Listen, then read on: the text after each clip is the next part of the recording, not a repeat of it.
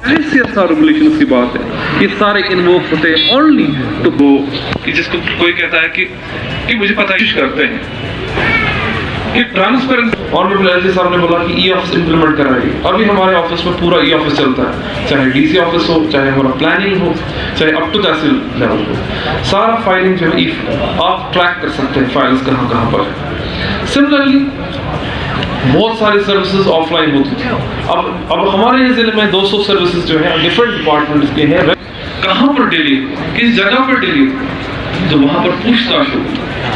Similarly हम लोगों ने सिंगल विंडो क्लियरेंस बनाया, चाहे वो माइनिंग के रिलेटेड हो, चाहे वो लैंड एप्लीकेशन हो, जो भी सो मेनी सर्विसेज, 200 से ज्यादा सर्विसेज डिस्ट्रिक्ट में है वो ऑनलाइन का उद्देश्य यही है। मैंने नहीं कहा ऐसा कि वो छूट जाते हैं, मैंने कहा कि अदालत का काम होता है कि वो स्क्रूटनाइज करे, वो अपना माइंड फिर जुडिशल माइंड अप्लाई कर देती है। क्योंकि अगर किसी को रिश्वत लेते हुए पकड़ा गया, इन्वेस्टिगेटिंग एजेंसी का ये काम होता है, तफ्तीशी एजेंसी का, वो जांच तफ्तीश करने के बाद अदालत में उस केस को पेश करे।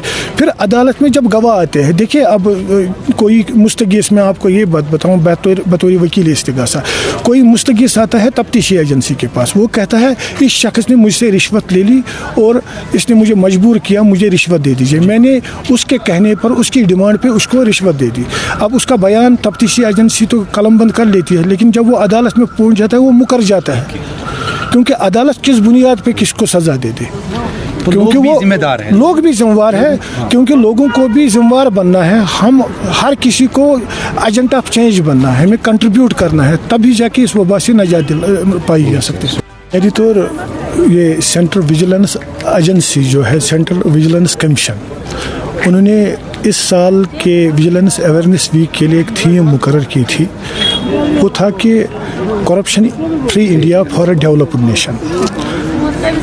ये चूँकि ये जो एंटी करप्शन ब्यूरो है, अगर मोटे तौर पे समझा जाए, इसका काम होता है इंसदादी रिश्वत सितानी, कि अगर कोई शख्स रिश्वत जैसी बीमारी में मुब्तला होता है तो उसको करारी कानून तहत ज़ाब्ता ही suppose to be brought to justice.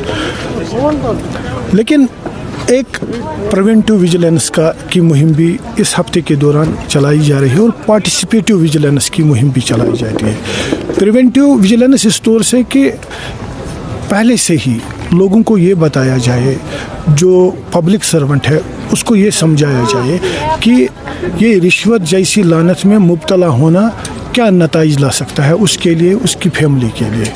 और साथ ही साथ इसमें सारे स्टेक होल्डर्स को इन्वॉल्व किया जाता है, चाहे वो इंतज़ामिया से वाबस्ता हो या दूसरे इदारों से वाबस्ता हो, ताकि ये जो आवाज़ है, जो ये बेदारी मुहिम है, ये अपने सही रंग में उन तक पहुंच जाए।